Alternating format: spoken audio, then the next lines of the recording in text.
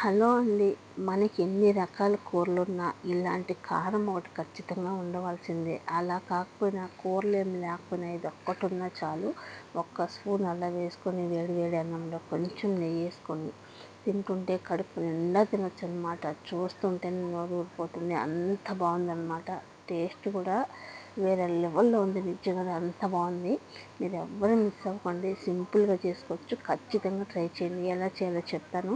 నేనైతే కొంచెమే చేసుకున్నాను. మీరైతే ఎక్కువ చేసుకున్న వాళ్ళైతే కొంచెం కొంచెం ఎక్కువ వేసుకోవాల్సింది పచ్చిది అనమాట.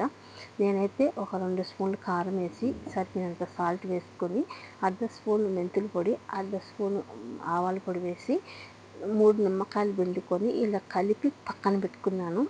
ఆ తర్వాత ఒక పెనం పెట్టుకొని ఆ పెనంలో 2-3 స్పూన్ల ఆయిల్ వేసుకొని ఇలా పోపు గింజలు మొత్తం శనగపప్పు, ఉద్దిపప్పు, ఆవాలు, జీలకర్ర, కరివేపాకు అన్నీ వేసుకొని మంచిగా వేగిన తర్వాత వెల్లుల్లిపాయలు ఒక 7-8 వెల్లుల్లిపాయలు ఒక్క ముక్క దంచి కూడా వేసుకున్నాను.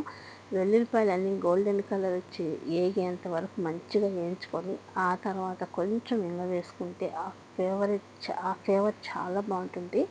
ఇలా గోల్డెన్ కలర్ వచ్చి వేగిన తర్వాత గ్యాస్ కట్టేసి ఆ పోపు ఎత్తుకొచ్చి మనం ఏదైతే కలిపి పెట్టుకున్నామో నిమ్మరసం, కారం దాంట్లో వేసి కలిపేసుకోవడమే. ఇలా వంట చేసుకుంటుంటే మా చిట్టి తల్లి మధ్యలో నన్ను డిస్టర్బ్ చేసి ఏడుస్తుందన్నమాట ఎత్తుకోమని.